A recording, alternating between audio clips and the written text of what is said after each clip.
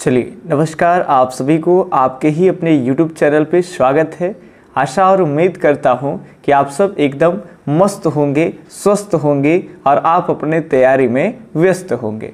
तो जो बच्चे इस बार 12th के बोर्ड एग्ज़ाम दे रहे हैं और जिनका आर्ट्स में गृह विज्ञान है यानी होम साइंस, उन बच्चों के लिए फिर से एक बार टॉप 10 वीवीआई क्वेश्चन लेकर के आए हैं, जो ऐसे वीवीआई प्रश्न जो कि बार बार बोर्ड एग्जाम में पूछे जाते हैं। तो एक सीरीज हम आपको होम साइंस का करा चुके थे और ये रहा आपका दूसरा सीरीज, यानी आपके होम साइंस के टोटल आज के क्लास को मिला करके और 20 क्वेश्चन हो जाएंगे।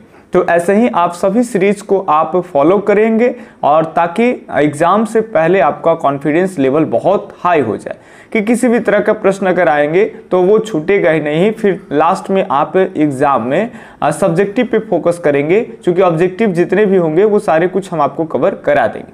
चलिए, तो अब पहले क्वेश्चन हम देखें कि कौन सा कितना इंपॉर्टेंट प्रश्न है और किस तरह का प्रश्न आपसे बन पाता है या ना बन पाता है। तो देखिए, होम साइंस का ये प्रश्न है, बहुत ही बढ़िया प्रश्न है कि प्रोटीन का सर्वोत्तम स्रोत कौन से तत्व है। बताना है आपको कि प्रोटीन का सर्वोत्तम जो स्रोत है वो कौन सा हो सकता है। कि ऑप्शन 1 है मांस, मछली एवं अंडा, दूसरा है सब्जियां, तीसरा है चावल या फिर इनमें से सभी।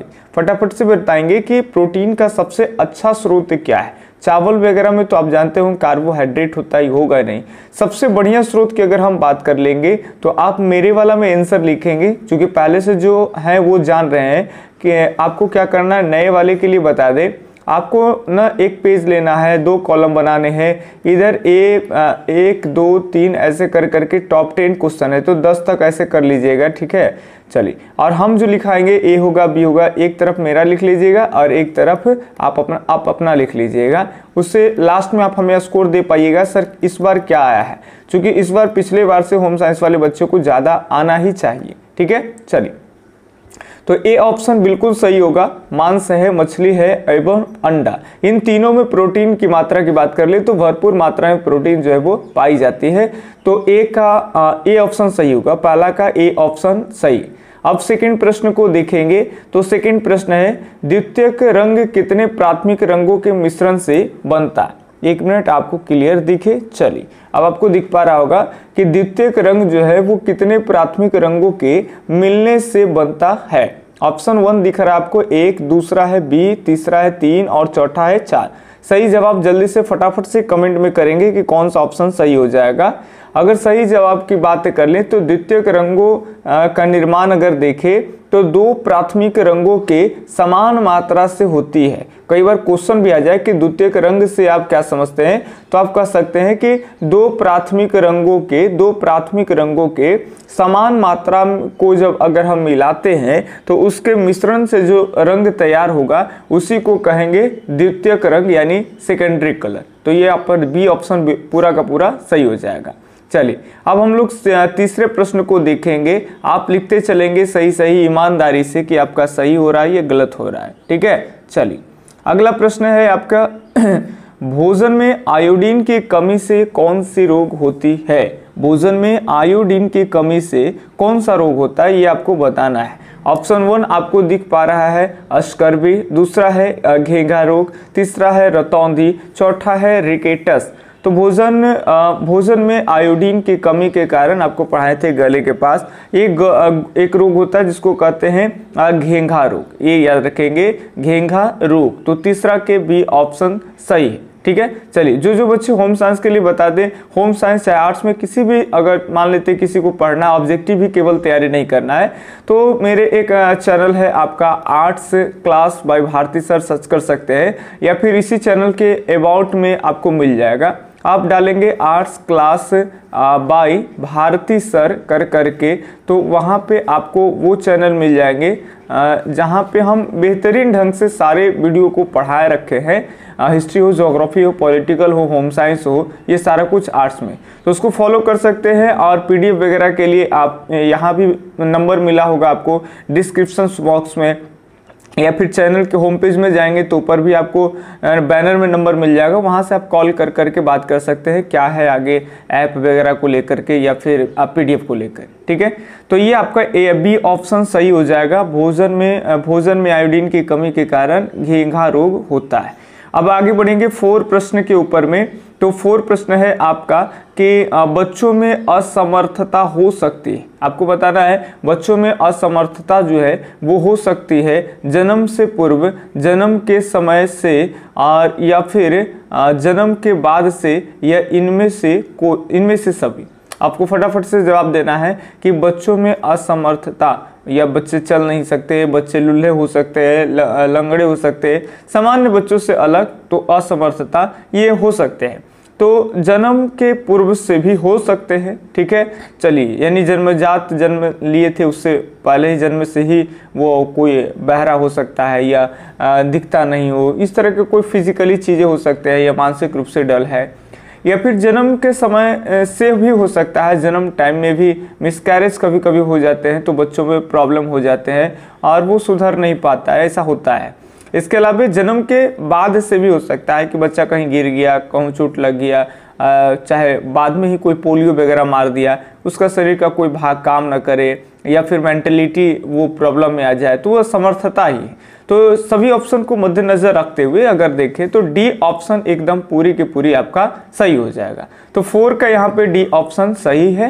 अब हम बढ़ते हैं 5वें नंबर प्रश्न की ओर। तो 5वां नंबर आपका प्रश्न है कि उपभोक्ता की भावना से खिलवाड़ करते, बताना है कि उपभोक्ता की भावना से खिलवाड़ कौन करते हैं। ये रिपीट क्वेश्चन है, ये हम आपको पिछले वीडियो सीरीज में भी दिए थे, और इस वीडियो सीरीज में इसलिए दिए हैं क्योंकि जो पिछले वीडियो सीरीज के जो बच्चे जुड़े थे, क्या वो एकदम बिल्कुल सही कर पाते हैं या नहीं कर पाते। तो सही जवाब आपको बता दें, पहला गुणवत्ता, दूसरा बाजार, तीसरा विज्ञापन, चौथा इनमें से सभी। तो सही जवाब हो जाएगा आपका, तो हो जाएगा विज्ञापन, प्रचार, एडवर्टीजमेंट। ये विज्ञापन जो होता है वो उपभोक्ता की भावनाओं से खिलवाड़ करते हैं। ठीक है, जो भी आपका इमोशन है उससे खिलवाड़ करते हैं। 5 रुपये का फेरो लवली, 5 रुपये का कोई फेयर हैंडसम क्रीम दिखाएंगे और उसको क्या कहेंगे कि चेहरा पे लगाने के बाद धूपा में गए, उसका कोई असर नहीं पड़ा, चमचमाती हुई चेहरा, आपको ऐसा दिखाएगा जैसे मेकअप जैसे कि पूरा फेल है। जबकि उस हीरो को तैयार करने के लिए पहले से उसको एसी में रखा गया होगा, एसी वाला एक कमरा में, और उसको करोड़ों रुपए दिए गए होंगे, 4 करोड़ 5 करोड़ रुपए। बॉलीवुड हीरो होंगे, साउथ हीरो जो भी होंगे, तो उनको करोड़ों रुपए दिए गए होंगे, उनको एसी वाले रूम में रखे गए होंगे, और उसके बाद मेकअप कर करके धुंधला चेहरा बनाया गया उनका गर्मी में। उसके बाद बैठा करके खूब बढ़िया से फाउंडेशन मार कर करके खूब बढ़िया से मेकअप कर करके और उनको आगे की चीज़ें शूट की गई होगी। और वो कहते क्या है कि 5 रुपया का ये लगाएं, इसीलिए धूप में भी गए और चेहरा पे कोई असर नहीं हुआ। तो ये क्या है, और आप उसको देखते हैं, आपकी फीलिंग जो है आपको लगता है कि ये लें, और वो चीज़ें उतनी कामगार नहीं रह जाती। तो ये एक तरह से उपभोक्ता की भावनाओं पे प्रचार जो होता है, जिसको हम विज्ञापन कहते हैं, इसी को अंग्रेजी में एडवर्टीजमेंट कहते हैं। तो ये खिलवाड़ करने का काम करते। तो 5वां के सी ऑप्शन एकदम सही है। अब ध्यान से सुनेंगे अगले प्रश्न को। 6 नंबर प्रश्न आराम से देखेंगे, हम आपका ज्यादा समय ना लेंगे क्योंकि इजी प्रश्न हम इसमें डालें। धीरे धीरे प्रश्नों की अगर देखें तो वो हार्ड भी होते चला जाएगा। चलिए, शिशु के अस्थायी दांत होते हैं, ये अगर आगे के चैप्टर पढ़े होंगे शिशुओं को जानिए तो आराम से इसको आप बना पाएंगे। बताइए, शिशु के अस्थायी दांत होते हैं, कितने होते हैं? 20 होते हैं, 25 होते हैं, या 32 होते हैं, या फिर 30 होते हैं? सही आप अपना लिखेंगे आंसर में कौन सा ऑप्शन सही होगा। अगर पेज कॉपी नहीं लिए हुए हैं तो आप कमेंट बॉक्स में भी लिख लीजिएगा कि कौन सही होगा। ठीक है, तो शिशु के अस्थायी दांत की अगर बात कर ले तो ये हो जाएगा आपका ए ऑप्शन एकदम सही। बच्चों में देखिए दांतों की अगर बात कर लेंगे तो अस्थायी दांत यानी ये परमानेंट टीथ नहीं है, ये टेम्पोररी टीथ है, अस्थायी जिसको बोलते हैं। इसकी संख्या कुल 20 होती है। ये कुछ समय बाद 10 साल आते आते 8-10 साल में कहीं ना कहीं ये सारी दांतें 10 साल 12 साल तक भी लग जाते हैं। ये दांतें टूट जाती है और इसके जगह फिर नए नए दांत आने शुरू हो जाते हैं। ठीक है, तो ये 20 ऐसे दांत होते ही है, इसको दूध का दांत भी कहते हैं, जो टूट जाते हैं। ठीक है, तो बच्चों में अस्थायी दांत होते हैं टूटने वाला, वो 20 होते हैं। तो ये आप याद रखेंगे। चलिए ये हो गया 6 का ये ऑप्शन सही। अब बढ़ते हैं 7 प्रश्न। ये तो और बहुत ही बढ़िया प्रश्न है और समझने योग्य प्रश्न है। कहते हैं कि अतिसार में क्या वर्जित करना चाहिए। आपको बताना है कि अगर किसी व्यक्ति को अतिसार हो जाए तो क्या वर्जित करना चाहिए, खान पान को लेकर के क्या मना करना चाहिए। ऑप्शन 1 है आपका कि तले भोज्य पदार्थ, ये ऑप्शन 1 दिख रहा होगा आपको, तले भोज्य पदार्थ। दूसरा नींबू, तीसरा नींबू पानी, तीसरा है उबला पानी, चौथा है खिचड़ी। तो अतिसार में क्या वर्जित करना चाहिए अगर हम देखें तो सही जो जवाब हो जाएगा वो हो जाएगा आपका ए ऑप्शन, तले भोज्य पदार्थ। ये ध्यान से सुनेंगे, यही आपका ऑप्शन सही हो जाएगा। तले भोज्य पदार्थ जो है वो नहीं खाना चाहिए, तिलपक चीजें अगर खाइएगा तो फिर वो चीजें और थोड़ा सा हेल्प हो जाएगा उसको और बढ़ावा देने में।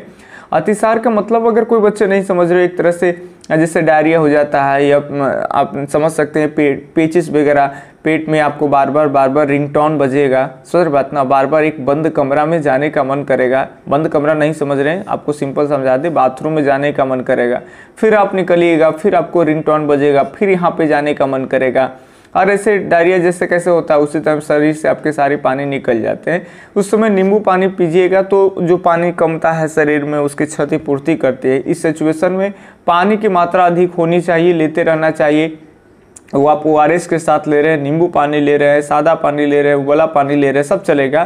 खिचड़ी खाइए इस समय में एकदम गला हुआ, ताकि पाचन क्षमता इस समय कमजोर हो जाते हैं। जो भी खाते हैं तुरंत या तो वोमिटिंग के थ्रू या फिर मल के थ्रू निकल जाता है, तो इस समय खिचड़ी लाभदायक है। तो तीनों चीजें सही हो जाएगा यहाँ पे। तो तला हुआ भोजन है ये अगर कर लीजिएगा तो उसका और आउटगोइंग जो है एकदम सरासर हो जाएगा, समझ रहे बात ना। तो 7 का ए ऑप्शन सही हो जाएगा। अब बढ़ते हैं 8 नंबर प्रश्न की ओर। 3 प्रश्न मात्र और है, एकदम आपको स्किप नहीं करना है, मन मार के सभी सीरीज को पूरा का पूरा देखना है, एक एक क्वेश्चन पे आपका पकड़ होना चाहिए। प्रश्न है कि टिटनस से बचने के लिए बच्चे को कौन सा टीका लगाए जाते हैं। टिटेनस रोग से बचने के लिए बच्चों को कौन से टीका लगाए जाते हैं, DP टीका या फिर MMR का या पोलियो का या फिर BCG का। तो सही जवाब की अगर बात कर लेंगे तो हो जाएगा आपका ए ही ऑप्शन सही होगा, DPT। चलो बात ना, डी से आपका डिप्थीरिया हो जाता है, पी से परट्यूसिस जिसको हम काली खांसी कहते हैं, और टी से टेटेनस। ये टीका का जो नाम है इसी में 3 प्रमुख रोग छिपे हैं जिन रोगों में टीटेनस से बचने के लिए टीका लगाए जाते हैं। तो DPT का टीका लगाए जाते हैं। आपको याद होना चाहिए कौन कौन, डिप्थीरिया जो कि गले संबंधित रोग है, पी आपका परट्यूसिस हो जाएगा जो कि कुकर खांसी, काली खांसी जिसको हम लोग कहते हैं, कुत्ता की तरह खांसी खांसते हैं तो दम वाइब्रेशन ला देते हैं रूम में। और ये टिटेनस जो कोई जंग लगे, जो धातु वगैरह होते हैं उससे अगर हमारा हाथ कट जाता है और उस जो मान ले ये कोई कील वगैरह इस पे जंग लगा हुआ है, हम अच्छा छोटी छोटी परत बहुत दिन से हमको दिख नहीं सकता है इस पे जो भी होंगे, और इससे अगर हमको खुचरा जाता है, ऐसे कट गया चाहे कुछ भी, तो इसमें जो भी बैठे होंगे ये सारा कुछ बैक्टीरिया वायरस सब चला जाते हैं हमारे बॉडी के अंदर में ब्लड के माध्यम से, तो उससे ये फैल जाता है रोग। तो इसीलिए आपको DPT का टीका लगाना चाहिए। ये ऑप्शन सही हो जाएगा। अब हम बढ़ते हैं 9वें नंबर प्रश्न की ओर। तो 9वां नंबर प्रश्न है कि FPO का पूरा नाम क्या है। FPO का पूरा नाम क्या है, फटाफट से देखेंगे। ये भी आपका रिपीट क्वेश्चन, तो 2 तो रिपीट क्वेश्चन ही आ गए, तो 2 तो कम से कम बनने चाहिए आपको।